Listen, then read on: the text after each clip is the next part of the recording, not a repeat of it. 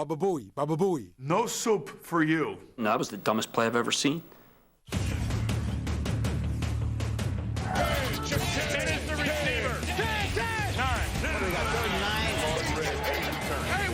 We stood in this same spot. Getting 7 points here. All 6 of you worked your tail off. 5 seconds left. 4, you dreaming? 3. Number 3, Brett, number 3. More to go. Evidently 2 questions, 2 weeks. 1, 2, come on. There's one right out of the football Follies for you. I've never heard the word folly outside of NFL Follies. It sounds so silly, you know, Follies. And then there's lots of big, serious, big dudes playing football. The word folly is hard to define. It's a French word, right? Folly. A folly is an embarrassing moment. You don't laugh at the time, but a few years later, oh, it's funny. Let's see, folly would be the Rams. A folly is any play that causes a fan to think, Could he be that stupid? I still don't believe he could be that. I just still don't believe he did it. it's also hard to believe that this list isn't counting down the greatest individual follies. That makes no sense. That makes no sense at all. That's your IQ, buddy, 0. Instead, we're grouping the best sound and footage into categories. I could watch those all day. Yeah. I really could. We can't reveal the list just yet, but we can tell you that the material is offbeat and the comedians are upbeat.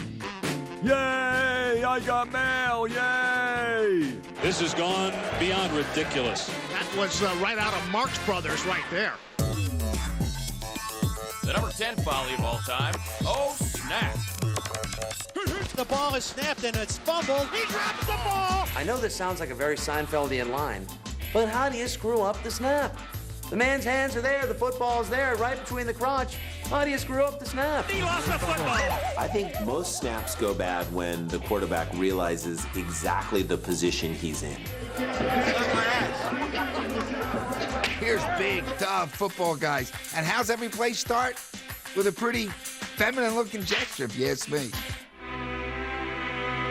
The quarterback dragged his husky figure to the line and drew in the sweet breath of anticipation. He wanted to assume the position behind all of his linemen, but in the end, only the center would have him. There's communication there, there's trust, there's love. He placed his beckoning fingers beneath his faithful center. You got to take me out to dinner first and wine and dine me and get a couple drinks in me before I'm going to be comfortable with that. This was the magic instant when he and his center played by their own rules. When I think about it, if I think about it in slow-mo, I think of like an Air Supply song. The quarterback stood barking behind the center in their secret language until the massive squatted beast thrust the leather into the quarterback's groping hands. Woo! That's what you want, baby. Why do they drop snaps? Can you imagine the gaseous emissions that are coming at your face all day long? He is sick. I have ripped some big farts before that people could smell 5 feet behind me, let alone if their nose was 2 inches from my ass. You've got 11 guys facing you that want to rip your head off, and then you got Fatty here just blowing taco sauce into your hands. You try to hold on to a ball. Smell that? That was disgusting. That was disgusting. It's time to get to the bottom of who's to blame for our number 10 type of foul. Most of the time, it's clearly the center's fault. 95 out of 100 times when there's a mistake, it's the quarterback's mistake. They're not paying attention. Instead of hitting him in the palm, the ball hits him on the end of the fingers. They snap the ball on the wrong snap count. Quarterbacks forget the snap count. They're worried about who they're blocking. The quarterback sees a blitz coming. On the field of play, I would always go over to the coach and go, that's my bad, coach. Because they couldn't cut me. I was a starting quarterback, but they could get rid of the center. So I would never blame the center on the field. You got to give credit to the entire football team. But here, between us men, I'll tell you that it was his fault.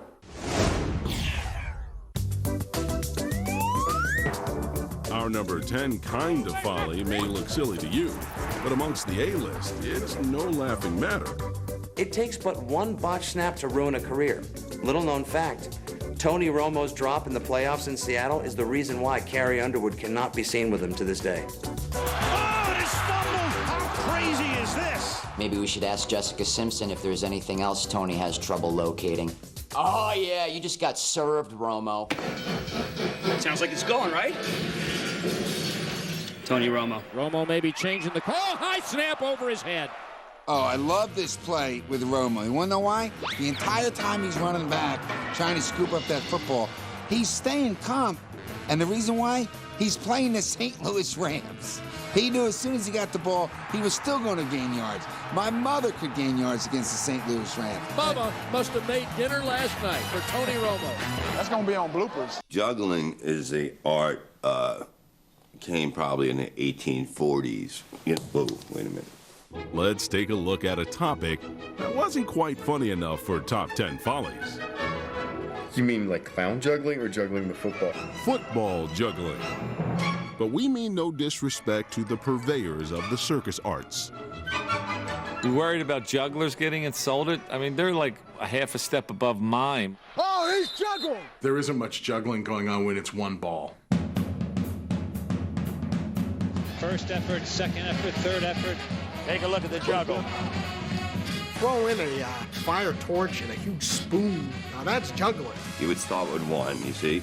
You see how easy it is? One. You go 1, 2, 3, you see? But then they went to 1. I don't know if that was a design play or what. If it's tipped by an opposing player, that is an accepted form of juggling. Now, if you are just catching it and no one's around and you start to juggle it, then you might actually not be a very good football player. The number 9 type of folly. Coach's media meltdown. You play to win the game. We can't be responsible for the blocking. We can't be responsible for the guys jumping offside. I'm getting all the damn heat with everybody, each and every one of y'all hammering my tail. I want winners. I want people that want to win. Go ahead. What's up next? No, I feel bad for the coaches because just picture, I mean, that's their job. So picture, us having the worst day at our job ever. And then you have like 40 people asking you, why'd you do this? Why didn't you do this? Why didn't you do that? And dadgummit at the end, I don't want to hear any of you guys ever talk about our fourth quarter play again. Unless you've got some that I don't think you've got. You hope that a coach freaks out on a reporter, then he got a nice little soundbite. You play to win the game. Our number 9 type of folly is an NFL soapbox that has featured characters like the Big Tuna and Iron Mike. There's 3 quarterbacks on this football team. Whichever one starts. Whichever ones don't, we'll back him up.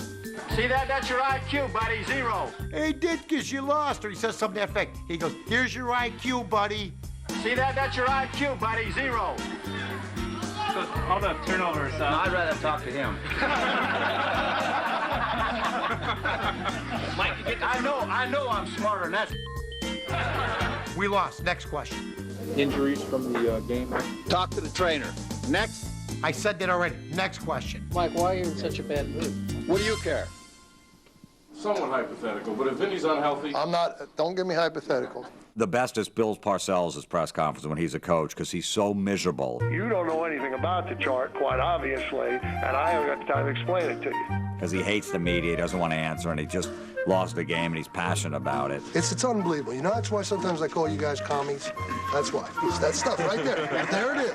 Subversive from within, even when it's going good. The Bears are who we thought they were. That's why we took the damn field. Now, if you want to crown them, then crown them. But they are who we thought they were, and we let them off the hook. I like that too because it was more cryptic. We are who we thought, or they are who we thought they are. What? Which one? Who is who you thought they were? Why? The Bears are who we thought they were. Like, what was he mad at? Was he mad that they were who they thought they were? The Bears are who we thought they were. Or is he mad that other people thought that they didn't think that they were who they thought they were? But they are who we thought they were, and we let them off the hook. And the fact that it's so ambiguous, yet he was so hardcore about it, makes it great. Now, if you want to crown them, then crown her. But when it comes to the king of our number 9 kind of folly, Jim Mora leads the way. Playoffs? Don't talk about playoffs. Playoffs? Playoffs? Playoffs? I just hope we can win a game.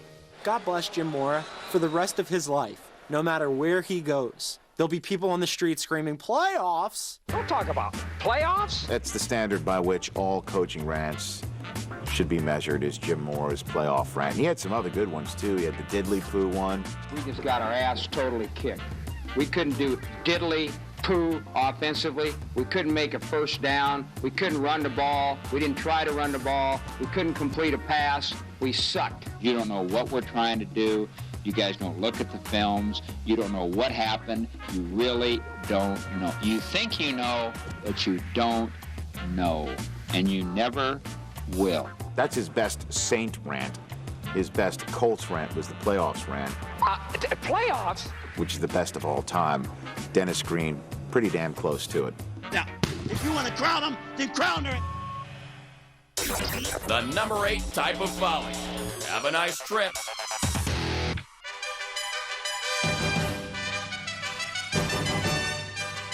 The talent, the grace. These are the finest athletes in the world. And all of a sudden, they fall on their ass. Wow, it's pretty good. It's definitely quite hysterical when you see someone that is paid a lot of money to stay on their feet, and they can't even do that. Schadenfreude is defined as delighting in the suffering of others. The word has never been used in a Follies show, but it works well with our number 8 category. We're all failures. We're not out there.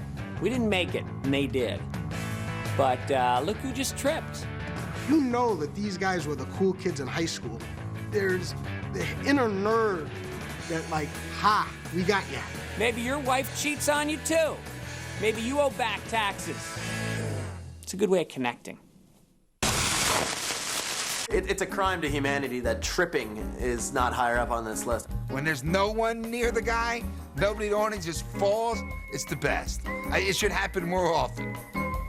The feeling you get is this guy never expected to be in the clear. This is disheartening. And his body is actually reacting to that. What a spectacular effort. Sometimes it's like a Grateful Dead show out there. There's so much tripping going on.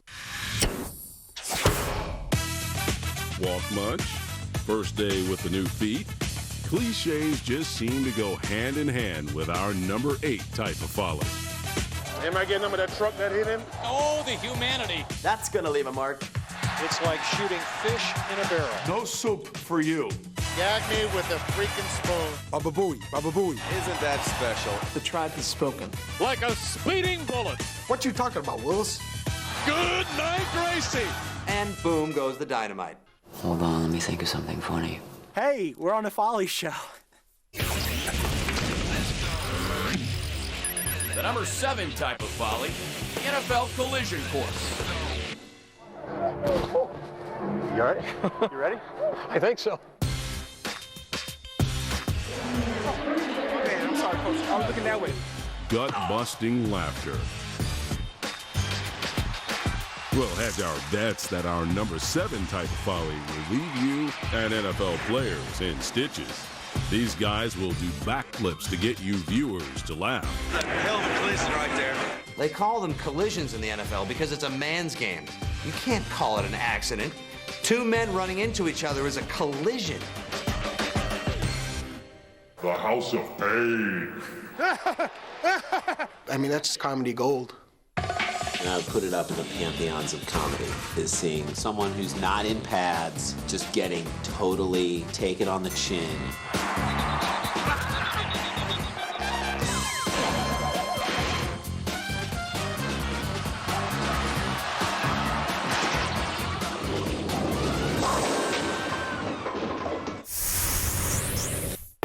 I do feel bad for the chain gang guys.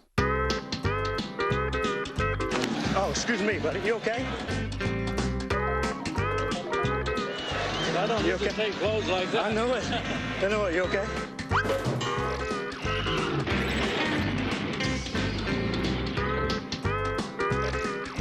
the hat back on. Yeah, he got nailed.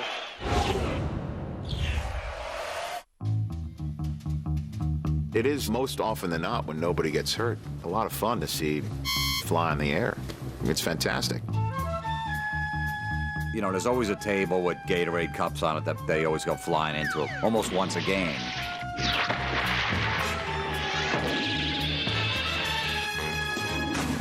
You'd think they would get all the crap out of the way. They're paying these guys millions of dollars. The teams are thinking, what are the things that are the easiest to knock over? We're going to put those closest. What's going to be the biggest sort of like let's put this china display of like fine china from the owner's china cabinet right by the pylon. And then just people just right by the end zone. We're just going to lay that right there. Why not?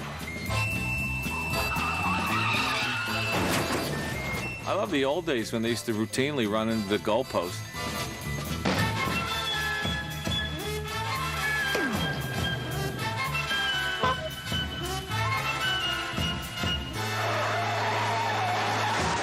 I like it when someone, like a cameraman, gets wiped out.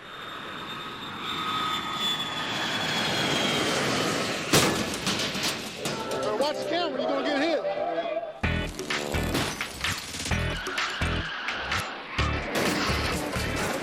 That's as hard a hit as you're ever going to see. He is just clever. The bigger the tripod, the funnier it is. Yes. They drive me nuts. The cheerleaders are back further than them. I'd rather have the cheerleaders out there than those guys that do the cameras. Otherwise, you're not going to get good highlights. I get it. But the freedom of the press in this country gone a little too far on the football field.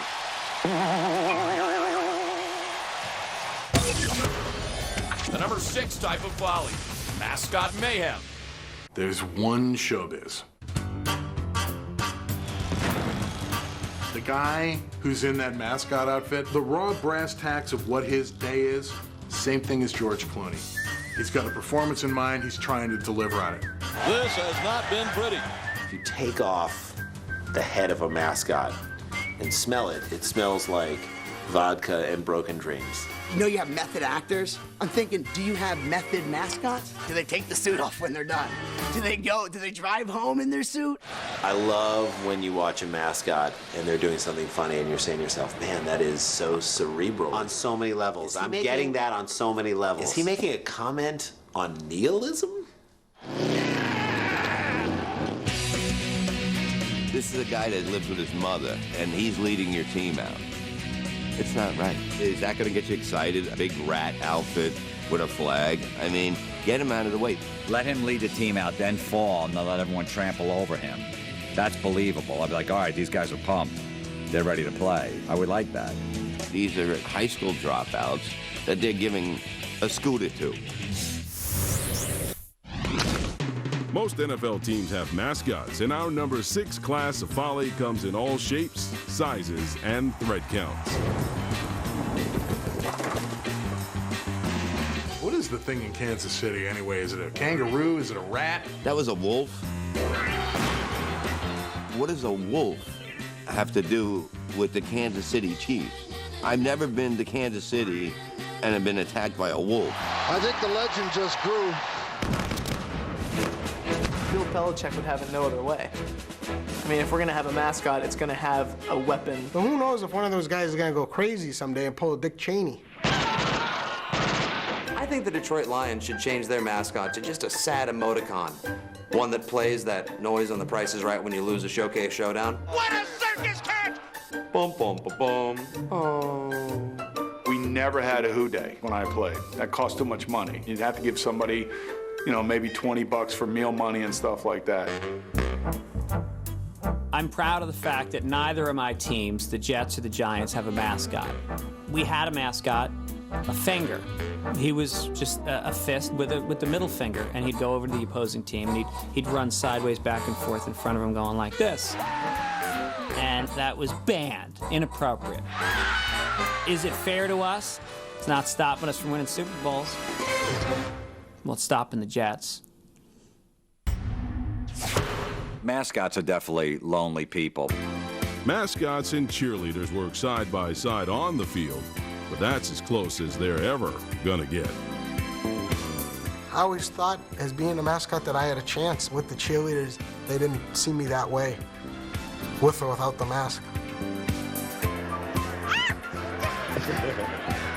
They're trying to talk to them like, hey, you know, I don't always look like this in my costume. The cheerleaders are hot chicks that walk around with like Louis Vuitton bags. They're not gonna date some guy that dresses up like a tiger. Mascots against 8-year-olds like puppies rolling around the lawn. Come on, what's cuter than that? It's basically the 78 Steelers with the steel curtain going against last year's Lions. Needless to say, this is not the feature game this afternoon. Yeah, you want to jump on this team. This has not been pretty. I guarantee you, there's a lot going on underneath this pile. In trouble, he's going to be sacked. No, gets away. He runs, gets away again, goes to the 40, gets away again, cuts back at the 30, gets away again, to the 20, the 50, the 10, touchdown. Nothing screams team spirit more than face masking an 8-year-old. These cats are absolutely no joke. Can't deny that's adorable. Yeah. Except when the little kids have bigger heads than the mascots. That's really sad. The number 5 type of folly, silly celebrations. Cue the circus music, David, because the show's in town. Is it ridiculous? Yeah, of course it's ridiculous. It's a game. It's called a game. Let the guys have fun. Boy, Sakahema is punching the goalpost. If Randy Moss wants to moon the fans in Green Bay, God bless him. Let's do it. I told you and I told you. Touchdown. T.O. was sleeping on the ball. The other guy bringing the ball back to life. You know what I mean? A lot of people don't know how to do CPR. And now they're teaching the kids in the audience how to do this. Perhaps our most entertaining folly, silly celebrations, are a crowd favorite. But there are those that find this kind of behavior childish. After the play, unsportsmanlike conduct. I think it's a crime against humanity. There's a penalty against them. It's like taking fighting out of hockey or marriage. It just doesn't work. And I like the river dance. Yeah, that was good. Like, that was offensive to everyone and everything Irish. Like, House of Pain got upset about that. While Ocho Cinco took silly celebrations to a new shameful level, Chad Johnson on the sideline, got on a knee like he was proposing to Daphne over there. there was a time when on-the-field antics were a bit classier. I am a big fan of Billy White Shoes Johnson. That's what I'm talking about, homie. Billy White Shoes Johnson was the original guy that did the end zone celebration. They were kind of funny and did that goofy thing with his legs. Then you had Icky Woods, the Icky Shuffle it's all right. Icky Shuffle, yeah! But now it's just getting ridiculous. Now they're all planned. You know, guys are bringing magic markers and putting them in their sock. And he folded out and autographed the ball. I'm not a big prop guy. If you've got to bring a cell phone... He went and got the phone and pretended like he was making a phone call to somebody. ...or a jacket to your end zone celebration, you're not doing it right. Oh, my goodness. He did not just take the pom-poms and start cheering. However, nowadays, our number 5 kind of folly isn't just reserved for the end zone. I think this celebrating on the field is getting out of hand. It used to be occasionally in the end zone, and then it became any good play. Ooh, they own the day, baby!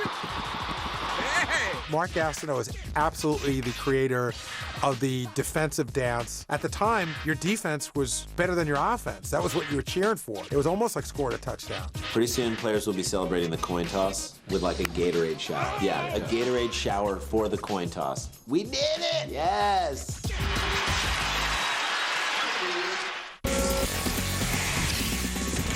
The number 4 type of folly, the men in stripes. As if life isn't hard enough for NFL officials, we now commence 3 minutes of laughs at the expense of the men we love to hate. Hey, you know you guys, you ruined this game. You make it like a circus. I love it when a ref gets knocked over. I giggle. Referees look like an accountant out there with a bunch of great athletes. So when they get knocked over, It's funny. We're going to have fun out here tonight. There might not be a more dangerous job in football than the official who has to stand right behind the middle linebackers. That guy gets knocked on his ass more than punters who drop snaps. Take some Advil or leave? Okay. And the funny thing is, they can still miss the holding call if they just stand on the sidelines.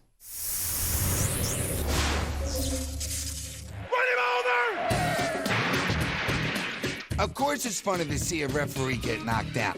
They're authority figures. I'd be knocking him over left and right. I wouldn't even be looking for the hole. I'd be looking for where the ref was to run him over. You almost got hit again today. I'm looking for you now. If you know Brett Favre goes, okay, you're going over the middle, I'm going to throw it, and you're going to knock this guy over. He is knocked to the turf big time. They call that play like zebra. We're going to zebra right 80. You used to be able to move. You really can't move now. When refs aren't in the players' crosshairs, coaches have them in their sights. What's the deal with you guys today? Hey, Airman! Hey, you over-officious jerk! Call a clip! You guys are horse out there! You guys take your job too serious, Boris. This isn't college. You're not at a home college. I understand. This is the NFL, which stands for not for long when you make them calls. Yeah. I'll be selling groceries. Both ways, ref! You're the worst ref I ever seen, you suck! I got some advice for y'all. Take 2 weeks off, then quit. They have the toughest job in the world, and they don't throw people out or penalize coaches. I can't believe it. He's holding him! That's the third pass interference we've got. 3. That's enough now, okay? It's awesome. They like getting yelled at. They love it. All of the Stripe Crusaders on our countdown take a lot of heat. Well, almost all of them. Everyone except Ed Hockley. Oh, dude with the baby Gap shirt on? He's a good-looking man. Just His arms are bigger than I am. Ed Hercules. He looks pretty big. Hey, what do you say? Damn, man, you been lifting weights still? I lift weights with Ed Hockley. If I ever start a rock band, it's going to be called the Ed Hockley Gun Show. Also, we do squats together. Personal foul, unnecessary roughness. A lot more women would be interested to watch the games if he went shirtless and just painted the bars on his chest. We're getting a little rowdy, gentlemen. Let's keep it clean. Holding. Offense, number 84. Yeah. I'm Ed Hockley. Okay, it's over, it's over, it's over. Last segment, the jokes were on the officials. But before we resume our countdown, we'll give the refs the last laugh. Pass underneath is complete, and the official gets in the way and makes the tackle. Oh, boy. Do you see the forearm shiver by the ump? That's a heck of an open field tackle by our umpire. Did he dance over him, too, afterwards? I'm a ref! That's Garth Follies, one of the toughest there is. Garth Follies is legendary in the referee world because he's like the guy who said, I'm mad as hell and I'm not going to take it anymore. What's this? A brace? Oh, hey! The number 3 type of folly. Special teams mishaps. Attempt by your premier. Snap, set down. The kick is blocked. Rolling loose on the field. It is picked up by Garrow. He tries to throw a pass. Deflected in the air. Crossed by Bass. It's a given. If you're on special teams, you're probably going to screw up doing something physically active and athletic once again. Oh, don't! Son of a buck! Whenever anybody falls, slips, trips, it's hysterical. Guys waiting, ball's coming. There's no traffic, there's no variables. And when he drops it, there's nothing greater. It's Comedy 101. It's the best because there's that moment of awkwardness. Our number 3 kind of folly includes the wonderful world of kickers, punters, and long snappers, and all the special things they can do. You gotta be joking! Bears look at good field position. Oh, he missed it! Pretty good way to start the game. It's hardly believable. That's embarrassing. The fascination with follies involving kicking may stem from a fan's envy. Kickers kickers are always the guys on the team that the average fan can go, come on, I got to be more athletic than him. Kickers are unique people, to say the least. The foreign customs of kickers have helped the NFL gain international appeal. Jetzt möchte ich den einen von der Zeitung hören, der gesagt hat, ich kann nicht mehr schießen als 40. A recent example of this is the dynamic duo of Martin and Bill Gramatica. I mean, the Gramaticas are great because they're grammatically incorrect. There you go, Martin. Obviously, Martin and his histrionics are well known and well disliked by most people who watch the NFL. Automatical right here. And then there's Bill and his tragic injury. And Grammatico is dancing up in the air, and it looks like he hurt his knee. When you are leaping and you hurt yourself, it's time to get out of the game. Oh, Grammaticas. Oh, Grammaticas. Special teams isn't just about the foot, though. A good pair of hands is required, if you can find one. People who drop punts are okay in my book. He's got to catch it. He's got to make that catch. Because that is a very high-pressured situation. Holy fannoli! Here comes the heat. You have a guy running at you at 400, 500 miles an hour, and his goal is to kill you. I think you're a freak if you catch the punt. He is just a freak. I love you punters. I love you kickers. Long snappers. Snapping is a great game, man. Snapping, you win with snapping.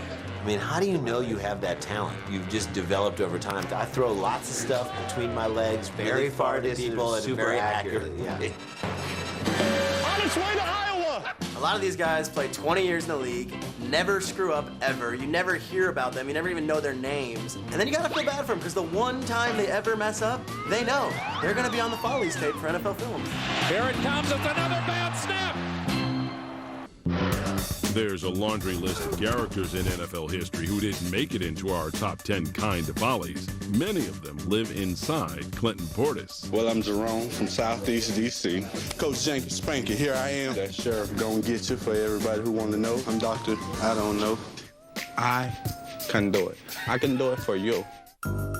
All Clinton Portis is doing is livening up all of the big free agent busts and failures Daniel Snyder has signed the Redskins to this decade. He cheated. He cheated. I don't care what nobody say. I know in my heart I won that fight. Like, I don't trust people with energy. I don't like that at all. Yeah, mine. The number 2 folly of all time. Fun with audio.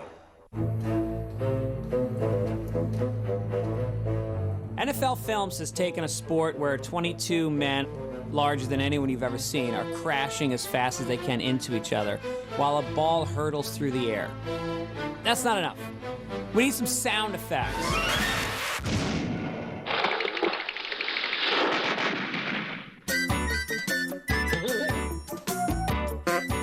Who doesn't love a good sound effect?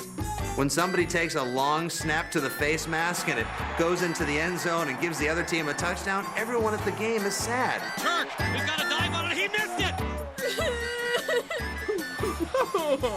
But if you hear it with a hilarious set of sound effects like bong, uh-oh, everyone's laughing, right?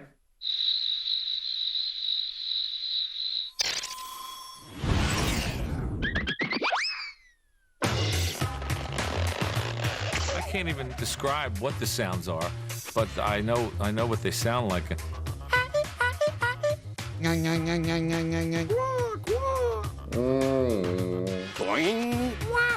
Like, that is the greatest noise for anyone that screws up. Don't try it this way at home, but I believe it just goes, woo. That's silly.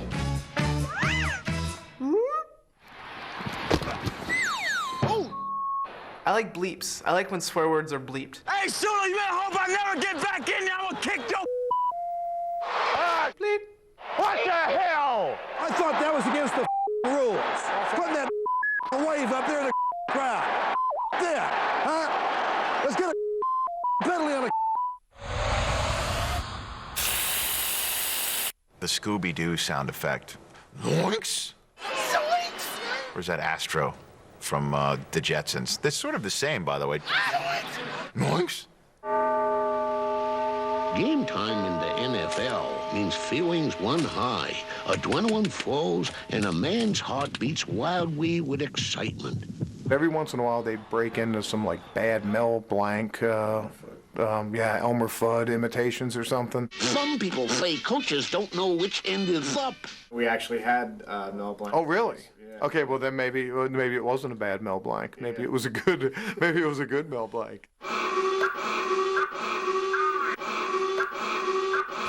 Some of these sound effects take liberties that I think are unfair. Having a guy tackle another guy and then putting the sounds of a porn movie underneath it. That's not fair to either one of those guys. They might be married.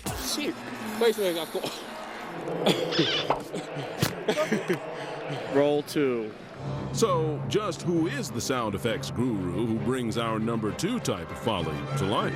That'd be great to do a documentary about the guy who puts in all the sound effects at NFL films. That's me. I'm the guy they bring in to make those funny sound effect noises. That's all me. I would actually love to see that guy put the Follies sound effects in, like, Hotel Rwanda. Bing bong. The number 1 type of folly, funky fans. What's the matter with you, pal? What in the world is the matter with you?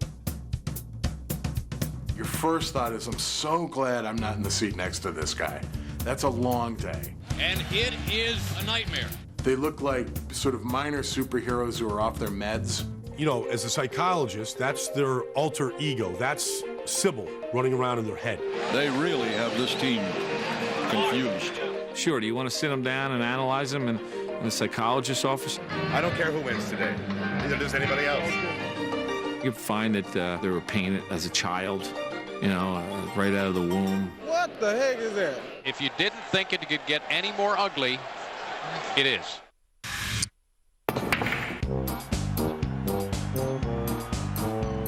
In New York, you've got Fireman Ed at the Jets game, and he's respected because he knows how to spell Jets.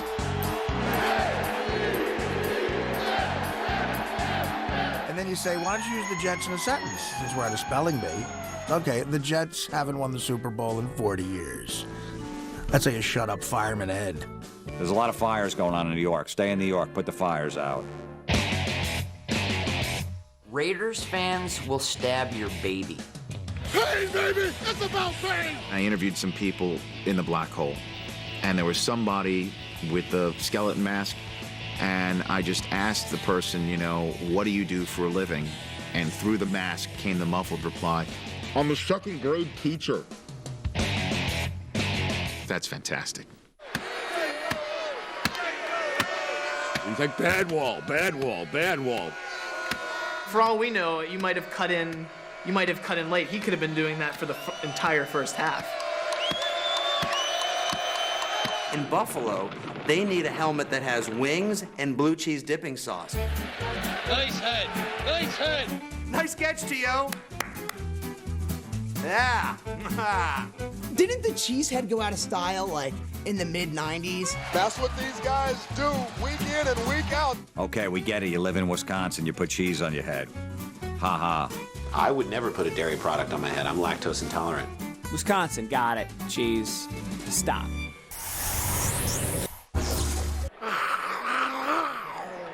Funky fans are number 1 because they use paint for purposes not specified on the label. But who on our panel has a drop cloth in front of the mirror? No, not much of a face painter. Unless I was a professional mime, during the halftime show. I'm in the Seinfeld camp, man. I'm weirded out by face painters. Like, I'm painted right now. And then I know you're gonna ask, show me. No. I mean, it runs in the, my grandfather painted himself black and gold. He was actually black and gold on the boat to Ellis Island. Luckily landed in Pittsburgh, so it all made sense. Yeah! I think the only way to show a beer gut is to paint that thing. But you are going to need 2 coats, you're going to need some primer, and you're going to need water seal. Boy, they're big, aren't they? It's 2 degrees out. Paint will do it. Why? Because I'm fat. When I was fat, it would have looked better. But since I lost all the weight, my skin kind of deflated. It's a gut check now, man. Eventually, when I get health insurance, I will get it cut off. That's a little too much right there. Like snowflakes or that uncle your family no longer talks to, the top 10 types of follies are very different. I don't know what to say about that. If you want to crown them, then crown her. But they are linked by a common bond, the ability to make us smile, laugh, or think. Really think. I'm speechless. No way! That's incredulous. It's just really intellectual highbrow comedy, and that's why I like it. Me too.